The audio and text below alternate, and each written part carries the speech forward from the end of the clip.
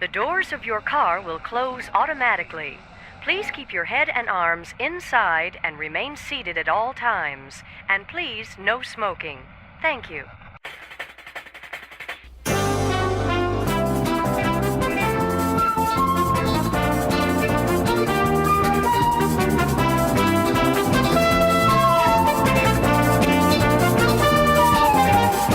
Matterhorn Matt presents Matterhorn Mondays.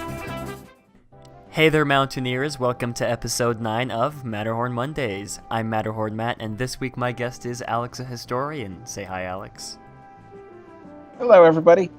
And he has his own YouTube channel, so for those of you guys that don't know about you, why don't you go ahead and explain your channel? Sure. Well, I have 3 different shows on my channel.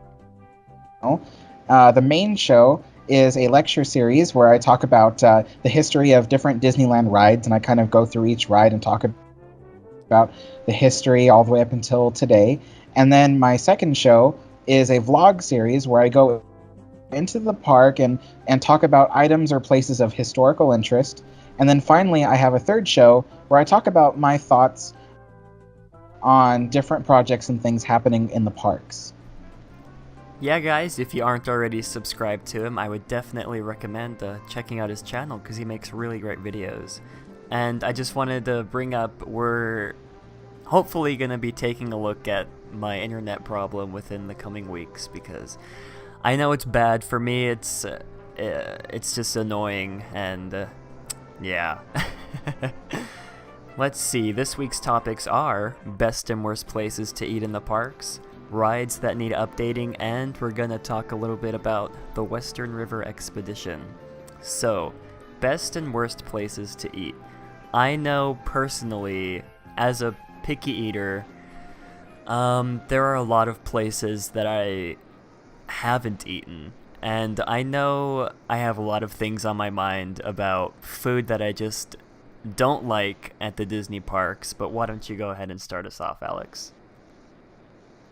Okay, I know absolutely number one worst place to eat in the Disney parks would be Cocina Cucamonga in Disney California Adventure. Okay. I mean, okay, I used to work there at Cocina Cucamonga, and I had the opportunity to purchase lunch or dinner many different times there, and every time it was consistently disgusting. Just absolutely worst place because like sometimes they didn't even like fully cook their beans, so they were still hard like pebbles. Oh gosh. And then like their rice was crunchy and just stale, and like stuff like their chicken, just sometimes they would give it way too much lemon and it would just taste like you just bit into a lemon. And oh my god, just horrible experience there. And, you know, I mean, there's nothing wrong with it, you know, cleanliness-wise. Disney's very great with keeping their restaurants very, very clean and perfectly pristine. But it was the flavors and the textures of their food that I didn't like. And, sometimes I have nightmares of it. Oh boy. I don't think I've ever eaten there. I can't really picture where it is. I don't know why I can't picture where it is. Pacific Wharf. Oh, okay. Yeah. Okay. Yeah. Yeah. I've eaten at Lucky Fortune Cookery, and that was okay. But Cocina Cucamonga, I often told guests who are waiting in line, I'm like, you're better off going to any other place in the resort. Don't wait in this line. Yeah, I've heard the other place that you mentioned on the Pacific Wharf. I've heard that place is really good, but I haven't... Yeah, like I said, when I go to Disneyland, I usually stick to the couple places that I know I like food at, but my number one worst place is the Pizza Port in Tomorrowland. We went there a couple years ago. We got some pizza. I was excited because who doesn't love pizza, right? And apparently the people who make the pizza there don't like pizza because the pizza there, at least to me, is just terrible. I just can't even explain it. I do not like the pizza there, but I've heard that the gluten-free is a little bit better than the regular pizza. But yeah, that's my pick for worst place to get food at Disneyland. Oh, I can tell you why their pizza's bad. You're either getting something that's leathery or something that's mushy. Yes, exactly. And if you are lucky enough to avoid those two, then it's bland. So it is just a terrible place to get pizza. And then if you decide to get a whole pizza, they charge you like above $38 per pizza. Yeah, so it's like for like a big piece of snot that you gotta like swallow down. No, thank you. Yeah, I saw their whole pizzas are crazy expensive, and I'm just thinking to the unsuspecting moms and dads out there that would buy their group of however many kids they have a whole pizza from that place, and just how disappointed the kids would be. I don't even want to imagine what those kids would be thinking once they get a taste of that pizza. I've had people that I've gone to Disneyland with, and they go, "Oh, you know where we have to eat? We absolutely have to go to Pizza Port." And I'm like, "No, no, no. I would rather puke on my own plate and eat that." Okay, no, maybe not. That's kind of gross. But you know what I mean. That's just no. And I've yet to try the gluten-free pizza, which is, like I said, supposed to be better than the normal pizza. But Alex, what is your best place to eat at Disneyland? Best place to eat? Let me see. Okay, well, if we're talking my real, like, honest to goodness favorite place to eat would actually be Steakhouse 55 at Disneyland Hotel. Okay. I know it's kind of pricey, so a lot of people, it's kind of priced out of their budget. But if you ever have the chance to save up money or something and go there, it's truly a nice experience, because it's like being able to go to a 5-star restaurant and be treated that way for something that's slightly less than 5-star price. And the food there is really amazing. I mean, they brought out like hors d'oeuvres and things that were just so delicious. I can't remember off the top of my head what they were, but I do remember that we got, what was it, crab cakes, and they were the best crab cakes. I think we had that as an appetizer. And they were the best. I mean, at first we thought we were going to split one, but then like me and my mother-in-law, we were like, oh no, we have to get one each. It was so good. So that, and that was a nice experience. And then being able to see all the photos of Walt everywhere and have this nice quiet restaurant. Well, besides the little kid that was running around the dining room area and just screaming their heads off, but they were having fun. So that's, that's a good thing. I mean, I'm never a fan of screaming kids while I'm trying to have a peaceful experience, but I didn't even know that place existed in the Disneyland Hotel. What? Oh yeah. Well, a lot of people, they don't know that it's there. I guess because they just don't do much advertising for Steakhouse 55, but it's really good, and it's at the original Disneyland Hotel, near the pool area. And the furniture and everything, because there's a waiting lobby, and the waiting lobby is really nice looking with nice purple chairs. Purple's my favorite color, so they have these nice dark purple chairs that are just really comfortable.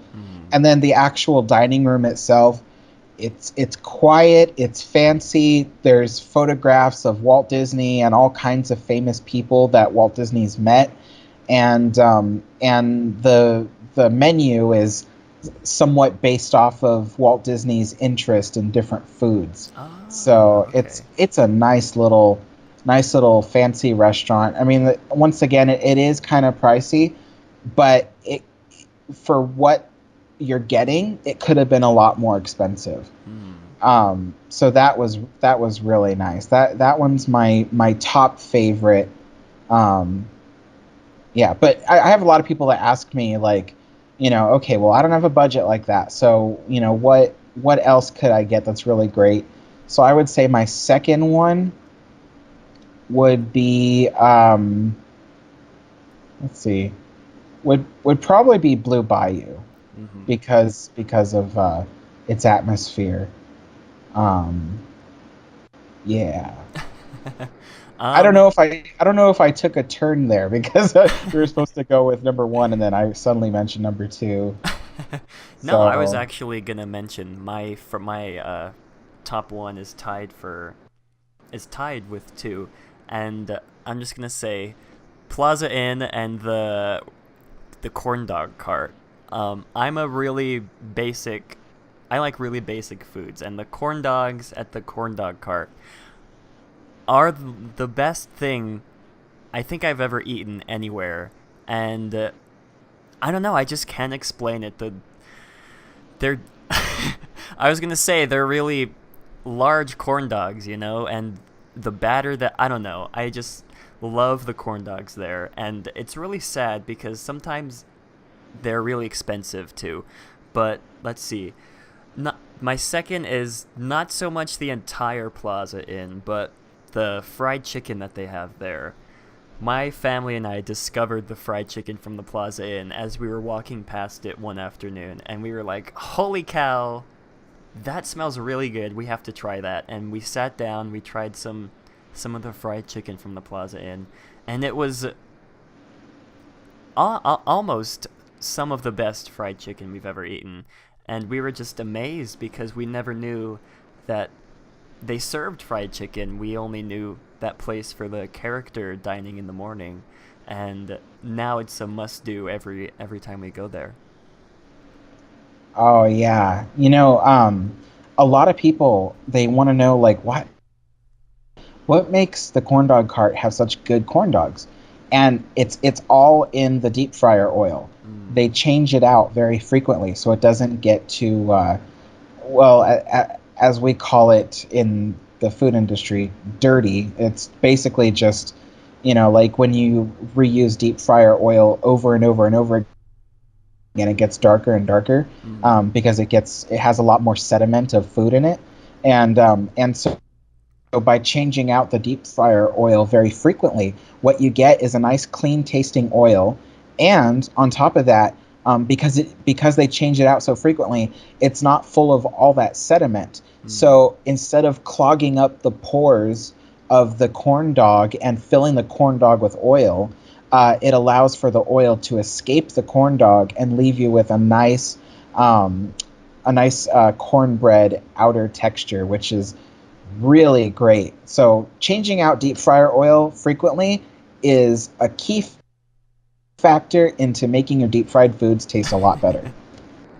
Man, Alex, I am so glad you're here because I know nothing about deep fryer oil or anything like that. So, Well, this is actually, this subject here today, doing the best and worst places in Disneyland. This is right up my alley because I'm a culinary school trained chef. So mhm. I know a lot about how food works and what makes it taste the way it does. And even a lot of people go like, oh well, deep fried food isn't fancy, but you know what? It's as fancy as you make it. Mhm. And I have a lot of respect for deep fried foods, especially like you said, the corn dog. A lot of people go, well, what does a culinary school trained chef think of a corn dog? Well, actually, very highly of Disney's corn dogs. Like I said, they change out the deep fryer oil because they know what it means to have good tasting corn dogs, and that's it. um, let's see that. Those are really all the restaurants that I had, at least off the top of my mind. Do you have any other best or worst that you'd like to mention? Oh, I have a lot. I've actually eaten at a lot of places at Disneyland Resort, because I've been so interested in the different foods that they have. Mhm. So, so if you're a person that likes, let's say, hamburgers, and Mhm. you really must have a hamburger, Okay, okay. I just thought of another one, but you keep going. okay, so if you really must have a hamburger, then I'd say the best place to go would be Hungry Bear restaurant. And Yes. the reason why I say that is because they have a charbroiler, which is basically, well, it's basically like having a large barbecue, and they charbroil the hamburger patties over a fire, as opposed to like going to Tomorrowland Terrace where they have a flat griddle and Mm. they saute the hamburger patties on a flat griddle, and the grease builds up and builds up and builds up. Well, the Mm. advantage of having a charbroiler is you get that nice smokiness from the fire. And so the Hungry Bear restaurant has the best burgers because they taste like fresh off of a barbecue. And on top of that, they have really good stuff that goes on it. Like if you get the chili burger, the chili is really nice and it's not super greasy. Mm-hmm. So that's one of my favorite things to get there. It's the chili burger because they put a single fat onion ring on it, and then they put what do you what I just call it chili. They put chili on it. Yeah, right as you said hamburger, my mind just exploded because I don't know how I missed Hungry Bear restaurant. I love the burgers from there, and I also love the burger. I can't remember the name of the place, but it's the little right next to Soarin' in California Adventure. I like the burgers that they make there too, and I'm not sure if it's made the same way charbroiled like you mentioned, but both of those two places are really great to get burgers at. Mm. I you know I'll be honest, I don't know how they if they have a charbroiler at what was it again? Oh man, I can't. It's right next to Soarin' over the Um world, but I can't remember yeah, the name. oh, Smoke Jumpers Yes, that's Grill. it. That's what it's called now, Smoke Jumpers. I don't know if they have a charbroiler, but I wouldn't be surprised if they did. Because I've had their burgers there and it's really good. Mhm. And I wasn't paying attention as to whether or not it was a charbroiled burger or just a flat griddle burger. But they have good burgers there. Yeah, and I'm a big fan of any place that has like a little cart where you can pick your own like lettuce and tomato. I don't know why. I just love being able to pick and choose which kinds of toppings I can put on my burger. But Uh, let's see. Is there so any? Oh, go ahead. yes. Oh, I was gonna say next. So if you're not feeling burgers, and let's say you want something, I don't know, something a little different. Like let's say you're the kind of family, totally white American family. All you ever eat is hot dogs and burgers and French fries, and you want something kind of different. Go to French Market over in New Orleans Square. Hmm. They have some amazing takes on Southern, or I should say, New Orleans inspired dishes, such as jambalaya. And jambalaya is basically, well, what they have there. It's okay. It's kind of like they take uh, long grain rice and they cook it in a type of tomato stew. So it's like stewed rice, Hmm. and then on top of it they put chicken and shrimp and one more thing, sausage, and so that's what jambalaya is. And what they have there, it's not it's not like real honest to goodness jambalaya, which is super spicy and it's an acquired taste. They have something more uh, generalized, so that way the whole family can enjoy it. So it's a nice subdued jambalaya, and they serve that with a little cornbread loaf, which is really good. And if you're not up for that, they have a few soups on hand that you can have inside of a bread bowl, Oh as yeah. well as they serve uh, pasta. Let's see. They have macaroni and cheese, and they have something else, some other kind of pasta. I forgot. But anyway, that's a good place to go. I always love to get the jambalaya there, and yeah, so that's good. And their choice of desserts is really good as well. Yeah, I always see tons of people walking around with the soups in the bread bowl, like you mentioned. And I've never been much of a soup guy, but seeing, I don't know, I'm just a big fan of bread, honestly, and seeing soup inside of like a bowl made out of bread makes me kind of intrigued into it. And I just wanted to bring up one more. It's not necessarily a restaurant, as it is just one meal, I guess. I don't even think you can count it as like a whole meal, but the chicken nuggets in Disneyland are the best nuggets I've had anywhere, period. And I don't know how they make them. I wish I knew how they made them so I can replicate them at home. But I just love, like I said, I'm a really bland eater, guys. Don't make fun of my food choices, but I love chicken nuggets, okay? And the chicken nuggets from Disneyland are amazing. Oh yeah, you know what they do with those? They soak them in lard. Lard? No, I'm just kidding. Just kidding. Oh my gosh. I was gonna say. I played a joke on you. They're made really well. They have like a nice batter that goes on them, and then they're deep fried in a nice clean oil. So the chicken nuggets there are really good. Mm-hmm. Yeah, and they're always crispy too. I don't like soggy chicken nuggets. I love crisp chicken nuggets where I just bite into it and I can just taste the crunchiness. Yeah, that does it for that topic. If you guys want to hear more, maybe we can do another in a future podcast, talk about more Disneyland food places, because I know a lot of you are interested in what kind of foods are good or bad at the parks. But let's get on to the second topic, which is rides that need updating. I guess this one goes without saying. I don't want to say a lot, but some rides in Disneyland are in desperate need of an update, whether that be cosmetic or mechanical. What is your, I guess, top 3 rides that need updating? Okay, let me see. Top 3 that need updating. Okay, well, first, I would say Splash Mountain. Yes. And the reason why is because I feel like Splash Mountain was made on a very tight budget, because the budget was, okay, well, I wouldn't say tight budget. The budget just kept expanding as they were creating Splash Mountain.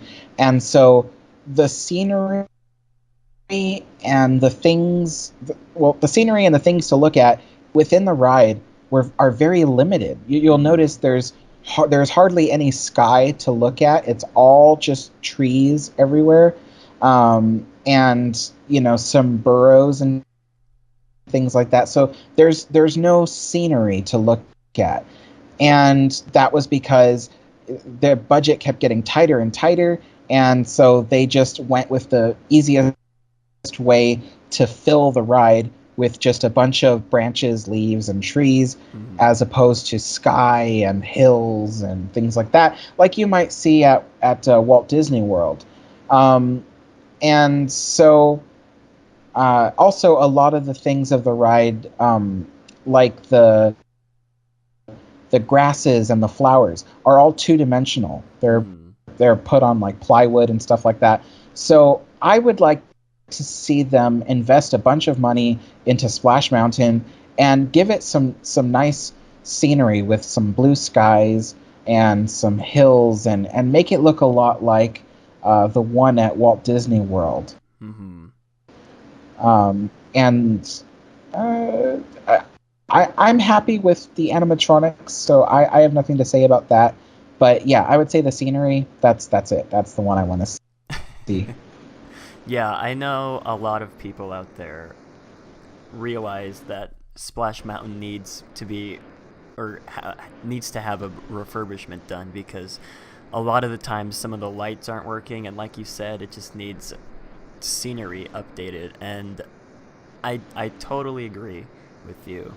And let's see, an attraction I'd like to see updated, I had it right. Oh, Innoventions. I don't even think it's called Innoventions anymore, but the Innoventions building something needs to be done with that. It was the bottom floor is the Star Wars, whatever. I don't even know what it's called. The Star Wars, yeah. And The Star Wars launch bay. yeah, this is the launch bay, and I don't even think they use the top floor anymore, except for, I don't know if they still do those nighttime things where you can view the fireworks from there. But the interior, I don't think they've used since what's it called, the Marvel thing that they did. And I just feel like it's such a wasted opportunity. That building could have been used for something so much cooler than just a Star Wars display. And yeah, that's just all I have to say on that. Yeah, I would agree. That one is definitely it. That building is just sitting there with no hope. It's so sad. Yeah.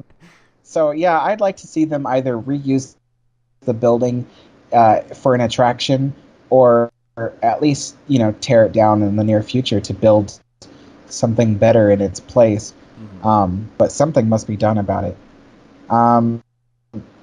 I would say my number 2 choice would be Space Mountain. Okay. And the reason is because I feel like now that we have a lot better projection technologies and projection mapping, we could do some really cool stuff to update the space in it, and I mean the literal space. So now that they have all these projectors in there, it'd be nice to see some things like comets flying by, maybe asteroids, or the explosion of a nebula, or I should say a neutron star or something. Anyway, so I'd like to see some stuff like that. I know a lot of people are like, oh, well, don't make it too bright in there or else you'll see the track. Well, I think that they could find a way to do projections and it still not be too bright in there, because I think that even during Hyperspace Mountain, it wasn't that bright. It was a nice dark, it was dark in there and you could still see projections. So yeah, I would say that Space Mountain is my number 2 because I want to see more stuff in it than just stars. Yeah, I'd agree with you, especially the exterior, like the actual mountain itself. I noticed that it was getting a little bit dirty, a lot of gunk was building up on the mountain part of it, and I don't know, I'd like to see that cleaned, I guess. But yeah, I'd agree if having extra projections in there would really add to the immersiveness of the whole roller coaster. And man, I feel like they need to update the queue in some way also. Not necessarily like the winding part where you first enter, but the actual queue to get into where you load and unload. I feel like that needs to be changed, because whenever I walk in there, I just see that big screen that's like up mounted, and it just doesn't look good to me, I feel like they could do something better, like how they have in Walt Disney World. When you're walking through the queue, there's like windows that are supposed to be like you looking out into space, and it's like, I don't know how they do it, but it's like 3D. Whenever you move, like everything in the window moves with you.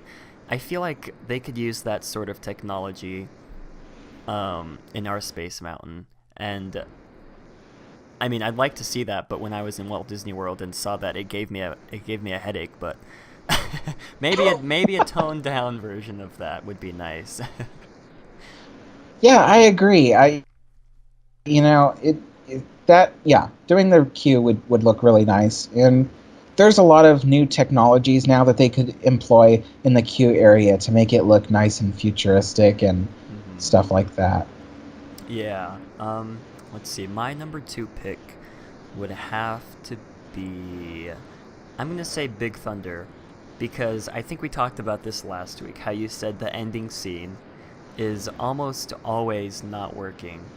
And I feel like it doesn't really take away from the entire ride, but I would like to see the explosions and everything actually happen, because when they do happen, it adds, at least for me, it adds a little bit more to the already amazing ride that the that the ride is. Oh well, I got good news for you. I was recently. He's like, oh boy. Um, I was recently watching another YouTuber. His channel is LMG Vids, Oh yeah. and he recently did another ride through of Big Thunder, and they got the projections in the finale working again. Oh yay. So yeah, so the explosions are back now. Well, I guess I have to pick a. No, I don't have to pick a new number 2. I already said it. I can't think of anything else right off the top of my head, so we're gonna move on to your number 3. Okay, my number 3 is going to be Buzz Lightyear Astro Blasters. Okay. Okay, Yes. so I love that ride. I don't know why I love it, but I do. And because I'm not like that much of a little kid that I'm like, oh, video games. But there was something about the ride that was just really neat. And so the problem is, though, is that recently the ride has been in some dire need of some TLC. Like the ride vehicles, the paint is chipping off of them, the leather seats are cracking. And then a lot of the lighting in the show isn't working, stuff like that. So I'd like to see them give it some TLC, but even more than that, I'd like to see them update the special effects, maybe use some new projection effects for the backgrounds and things like that. I'd also like to see some actual animatronics in there doing stuff. I don't know what, but doing stuff.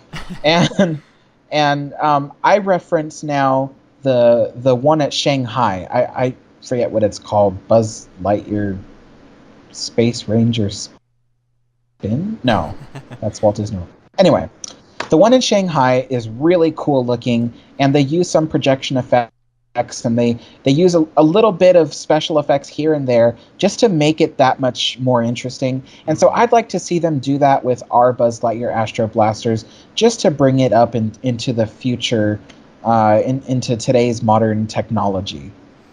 Yeah, I'd agree with you also.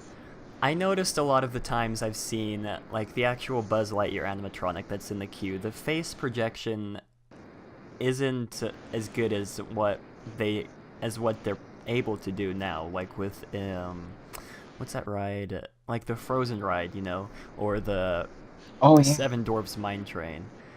I feel like they could update the face projection on Buzz Lightyear at least a little bit, because it's always, at least to me, it's always really dim, and I can just see the plastic mold that it's projecting onto, and I'm just picturing Buzz Lightyear without any eyes and a mouth, and it's kind of creepy, honestly. But yeah, I'd agree with you. Let's see, my number 3 would have to be Autopia.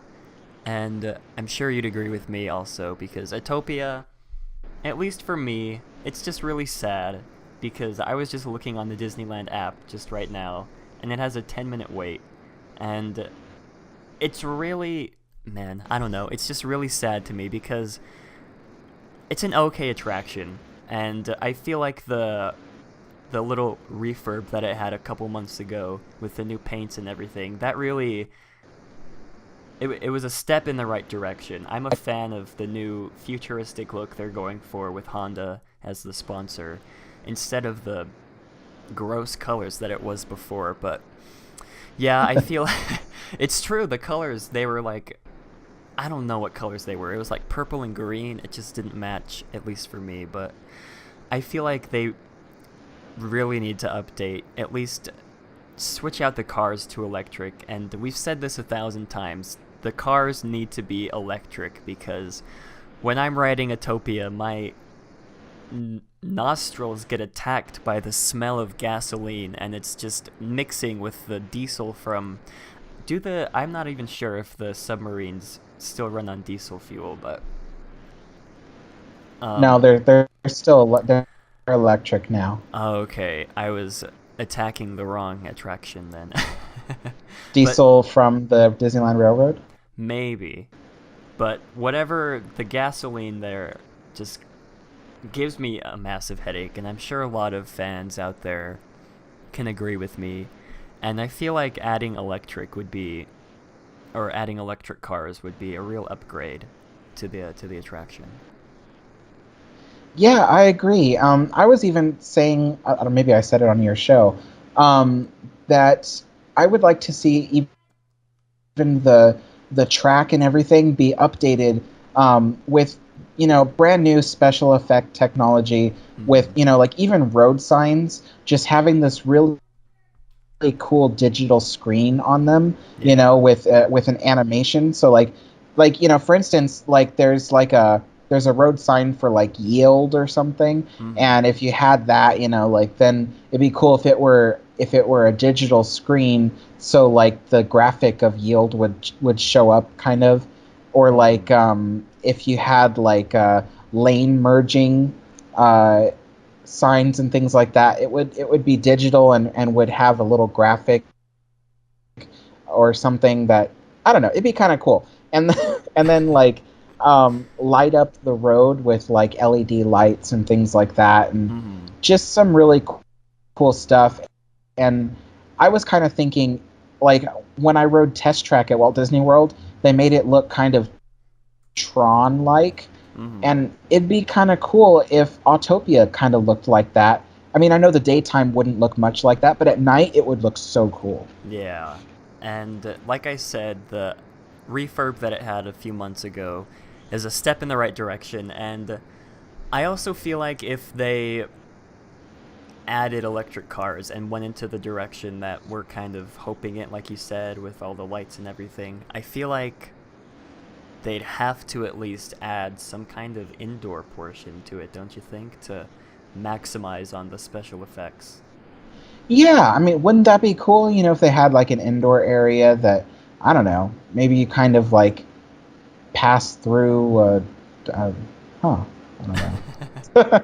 I don't know, but Yeah, and let's see. I had this amazing idea a few months ago, not necessarily for a Disney ride, but I was driving down the road with my friend, and it was at nighttime, of course, and I was thinking, why don't the lines that they have in the street light up show the color of the street lights? So let's say if you're in the turning lane, the white dashes that they could light up green so you can see where you're going, I don't know, it sounds kind of confusing now that I'm explaining it, but to all you civil engineers out there, hit me up because I have a groundbreaking idea on how to change streets in America. yeah, Matt wants to turn it into a big video game when you drive down the street. Yes, don't you? I just think that would be awesome. Oh man. I guess let's move on to our final topic, which is the Western River Expedition. And I recently put out a video all about this, and I missed a lot of points because I wanted to condense the video into a short amount of time. I didn't want to bombard you guys with an hour of information because there really is at least a lot of interesting backstory to this attraction. Alex, why don't you go ahead and start us off on this? Sure. Well, basically, the Western River Expedition was originally designed for Walt Disney World. So people who've commented on my Big Thunder Mountain episode, it was designed for Walt Disney World, not Disneyland. um, anyway, it was designed by Imagineer Mark Davis, who helped design Pirates of the Caribbean and several other attractions, including America Sings and stuff like that. And Mark Davis also being a really great animator. And also he worked on Country Bear Jamboree, one of your favorite Oh, yes. rides and attractions.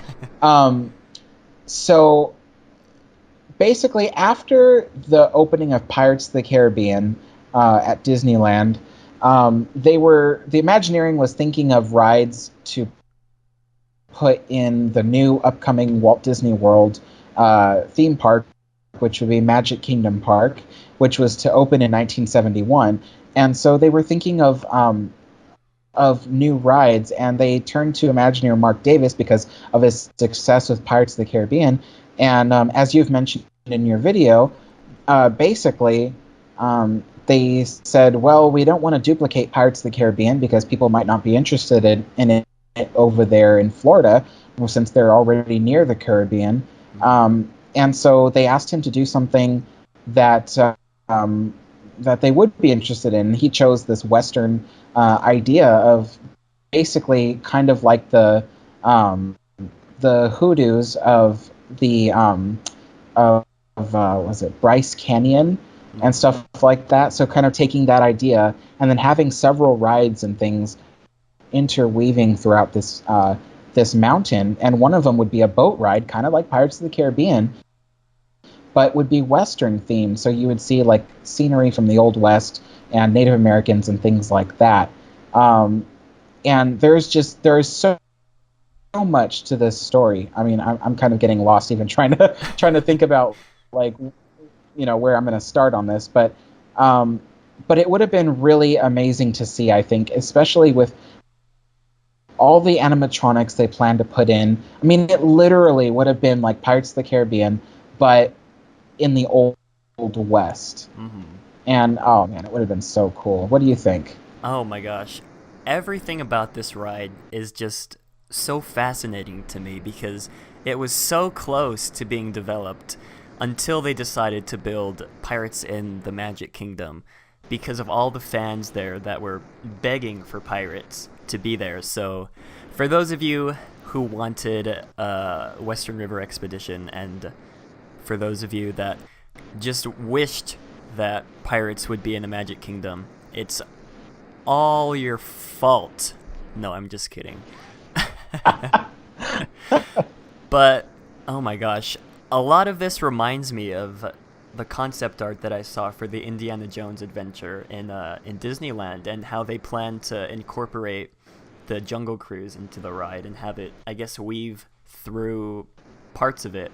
And that's kind of how this whole area for the Magic Kingdom would have been. It would have had, of course, the Western River Expedition. It would have had, I think, a White Waters log flume attraction and a Runaway Mine Train attraction.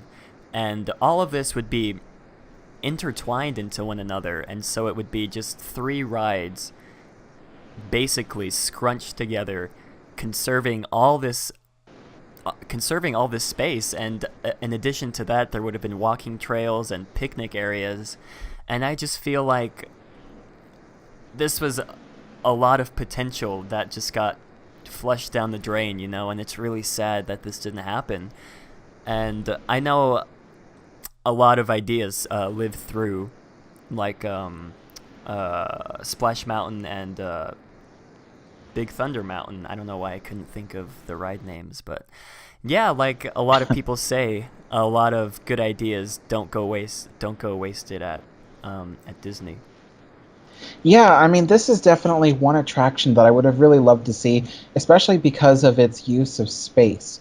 I always love to talk about this. Like I always say that New Orleans Square is one of the best uses of space because you got all these different rides these 2 rides, I guess. 2 rides, all these different shops and restaurants, and then, of course, a large main kitchen in the basement. And so it's just this great big use of space where everything is intertwined and interweaved in one another. And Western River Expedition would have been just like that. The idea that, you would pass through on a log flume and see a runaway mine train, and then also on the same ride see a Pirates of the Caribbean like attraction. I mean, it's really cool when you think about it, and it's a great use of space and a great use of technology. And by now it would have been one of the classics, just like how we consider Pirates of the Caribbean to be a ride classic. Western River Expedition, had it been built and ready for opening at Walt Disney World in 1971, it would have been a classic by now. And definitely something that I wished I could see here at Disneyland. Yeah. And I forgot to mention that the Walt Disney World Railroad would have also run through the entire land. And man, imagine seeing like Pirates of the Caribbean but Western through the railroad, because from what I can understand, and like I mentioned in the video, a lot of this, well, I'm just gonna say, when I first heard of the Western River Expedition and saw all the concept art and everything, I was really confused about how all of it would have operated. But once I found that website, the name of it's is just slipping my tongue, but it's in the video. You guys can just watch it and find out. But once I found that website, it really condensed all this information and explained where everything was and basically how all of the rides would have worked. And oh my gosh, I feel like in 1971, around that area, I'm not actually sure when America, I guess, grew tired on the whole Western idea, but I'm wondering if once it opened, if people would have, been tired of Westerns by now like they are, I guess, today, because I don't know if any of you have seen the Lone Ranger movie that Disney put out. I don't even know when it was put out, but I saw it in theaters and I was not impressed. That sounded really mean, but I wasn't a fan of the movie. And yeah, I'm wondering if America would have been worn out on Westerns by the time that the ride would have been built. That is a really good question, because I wonder that as well. I mean, you think about it, the 70s was when everybody was becoming more interested in well, that was towards the end of the space race, so everybody was still interested in going into outer space and stuff like that, seeing Mars and stuff like that. Mm-hmm. So, you start to wonder, would a Western-themed ride have, lasted this long? I mean, Frontierland at Disneyland has a lot of difficulty because people aren't as interested in Westerns even today as they used to be in the 50s. Mm-hmm. So Frontierland has really shrunk over the years. And so Western River Expedition, as awesome as it sounds, would it have survived? I'm convinced that maybe it would have. Mm-hmm. I mean, it would have been one of those rides that we would always be complaining, why don't they update it? Why don't they, the lights are always out, that kind of thing. But I think that it could have survived through to this day simply because of the fact that it's three rides intertwined in one, and it's like a little mini land. Mm-hmm. That, I mean, I can't even say enough how cool it would have been. Especially to be on the Runaway Mine Train thing. That was what inspired Big Thunder Mountain, actually. So Big Thunder Mountain eventually was what came out of the Western River Expedition, and as you said, later on, and Splash Mountain came out of that. But it would have been great to see Western River Expedition. Yeah, I mean, from a lot of the concept art alone, it just looks really beautiful, because it would have, let's see, I'm trying to picture Frontierland in the Magic Kingdom. Yeah, I mean, it really would have added that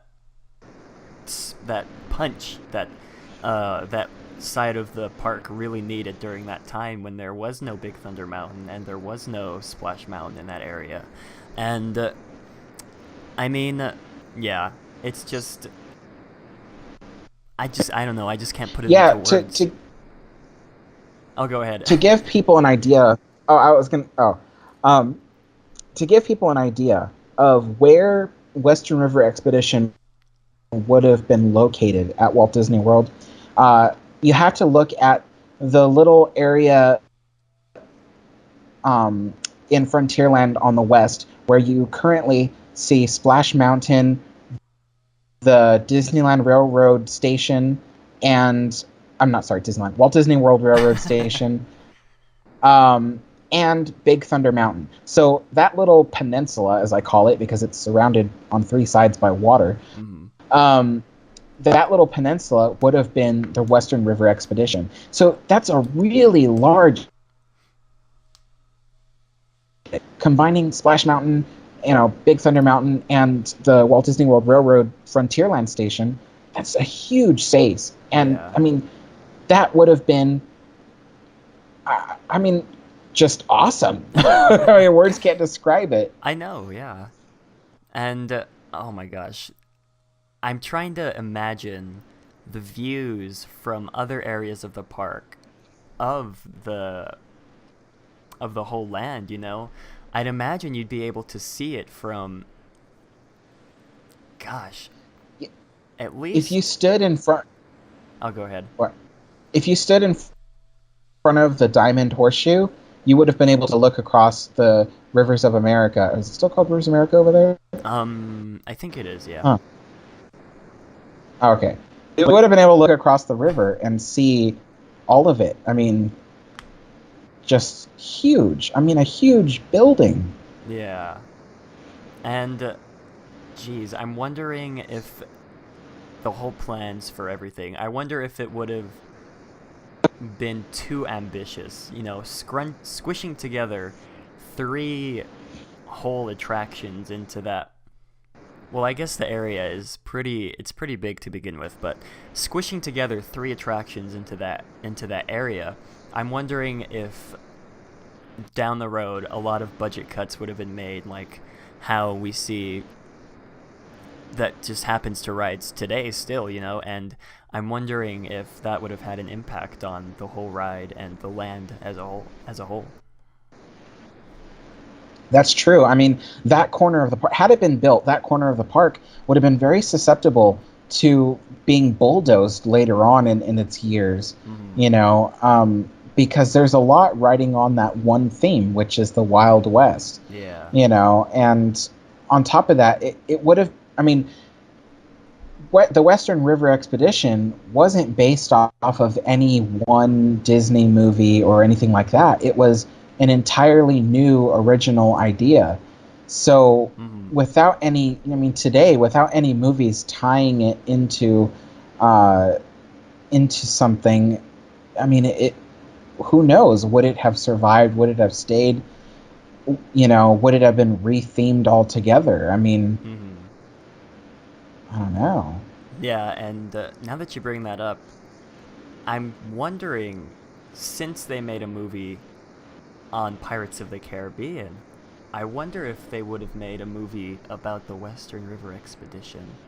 Oh, that's a good... Yeah, I mean, heck, they made one on Haunted Mansion, and that sucked. That's true. That is true.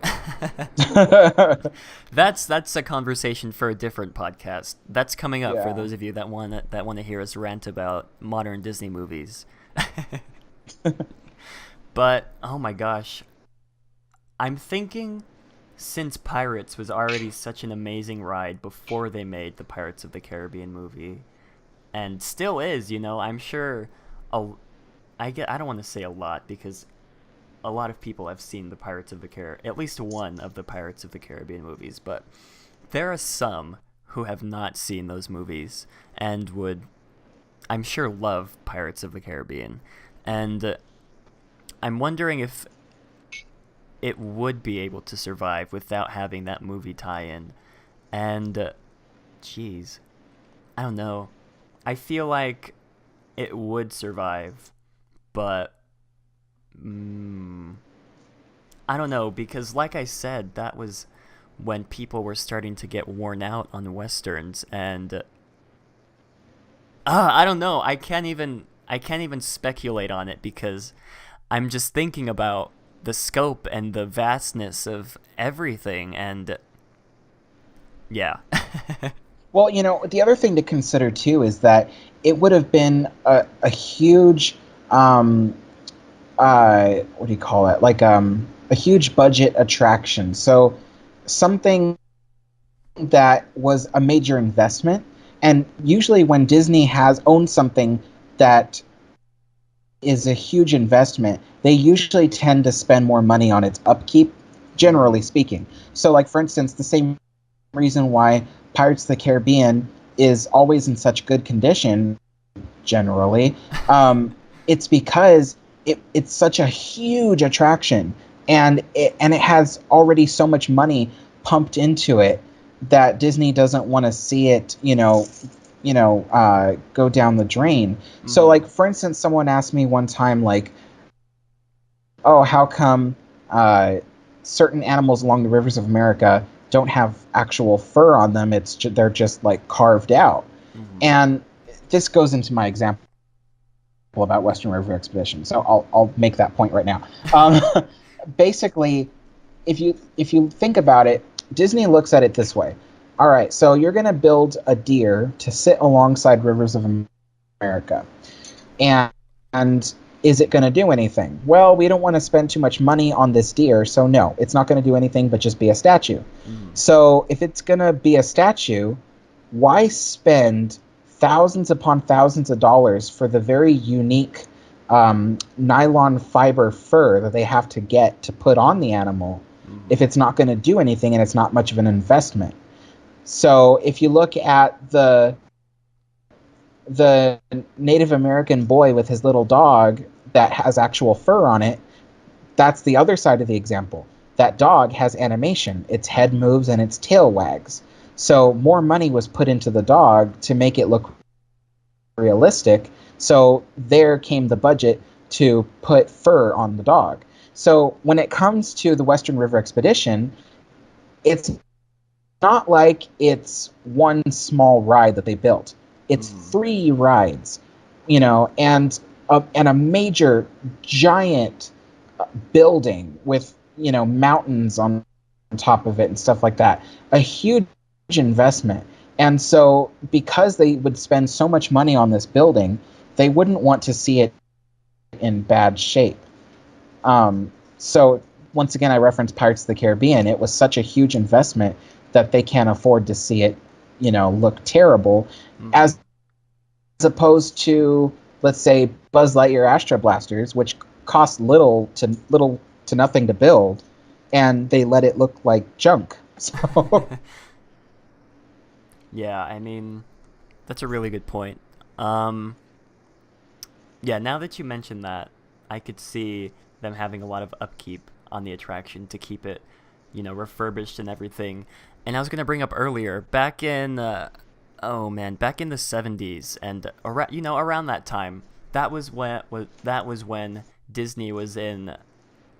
I don't want to say the heyday, but that was when they still made original attractions not based on any singular IP, like Pirates and Haunted Mansion, all those amazing attractions that didn't have any other ties to outside movie properties or like books or anything. Yeah, I mean, I don't know. I just can't put it into words, but it's just really sad that this didn't happen. And like I mentioned in my episode of on his of in my episode of Historyland, they were already full steam ahead with their second gate, which was Epcot Center, and of course, like I mentioned, the oil crisis and the attendance numbers just plummeting because families just didn't have enough money to drive to Walt Disney World and to Disneyland, and I believe the price of flying was still way out of the normal American family's budget, and it really was, I want to say, the perfect storm that just killed the attraction because along with all of that, Mark Davis was forced to retire because Walt Disney Productions changed their retirement age, and I want to say without him, nothing. Well, it's true because without him, the ride was basically killed off, and yeah, it's just really really sad to see that amazing attraction basically go in the trash bin. yeah, I mean, Mark Davis. I mean, he was one of the lead designers for some of the best classic attractions. And once again, I have to reference Pirates of the Caribbean. That was one of the major ones that he designed. But the very last attraction that was practically 100% Mark Davis was America Sings, which Mm. is my favorite extinct ride that I wish I could have seen with my own eyes. And that attraction, I mean, it was entirely designed by Mark Davis, and I mean, it kind of just like It's a Small World belongs to Mary Blair. Um, America Sings belonged to Mark Davis, and had it not been for the loss of that, and had they built Western River Expedition, then Western River Expedition would have been the surviving attraction that would have been 100% Mark Davis. Yeah, absolutely. And I believe he did some work in the Jungle Cruise, correct?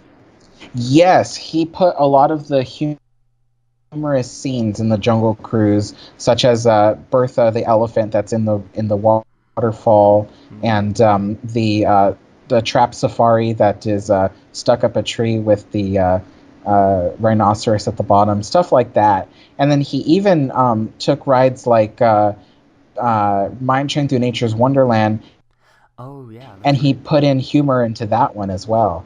Like one of the famous ones was there were these two foxes that one of them had an animation where its head moved up and down, and the other fox had an animation where its head moved left and right. And so one of the cheap ways that Mark Davis created humor was to actually take those two foxes and put them facing each other, so it looked like they were disagreeing on things. So he was really clever in his way of creating humor, and just the way his animation was. If you ever get a chance, people hearing this podcast, if you ever get a chance to see any of his artwork, I really suggest you see it. It's really humorous stuff. His Pirates of the Caribbean artwork is just really phenomenal, and every image says like a million things Hmm. about what's going on in that image. It's really great. Yeah, and we really need people like him to be in the company today to put that kind of care, into the attractions that they're coming up with. And I mean, I don't know how he does it. He's just a really talented person. Every time I'm on any of the rides that he designed, I'm just in awe of how amazing they are.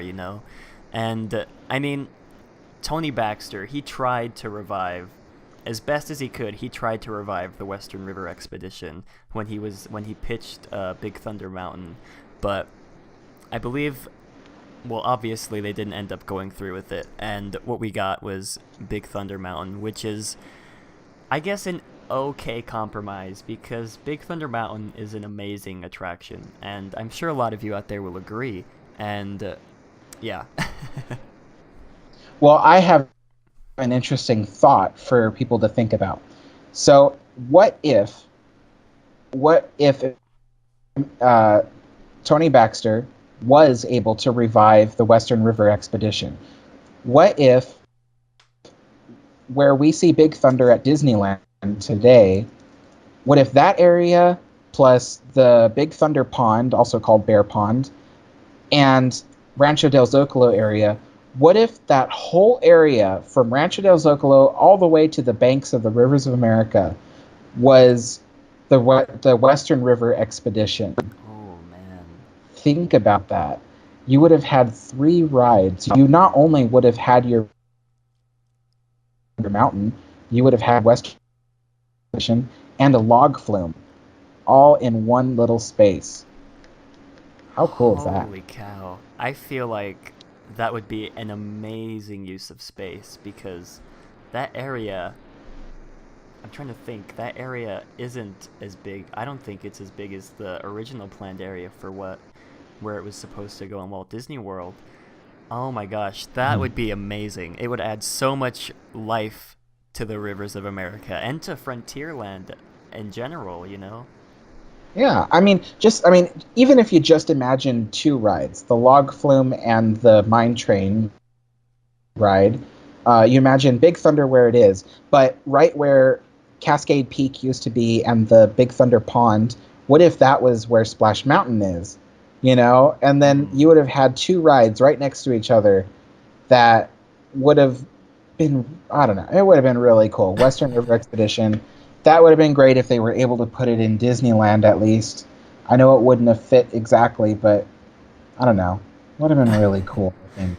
Yeah, and it's funny because in my Historyland video about it, I saw on that website, of course. I still can't remember the name of it. If I remember, I'll link it down in the description for you guys. But whoever was writing that article found pictures of a proposed expansion that was supposed to add at least a scaled down version of the Western River Expedition as, I guess, sort of a buffer that led to Tony Baxter's Discovery Bay, which is a topic for a whole other podcast and a whole other Historyland episode. But having those two, I guess, little areas right next to each other would have been just crazy to think about, you know?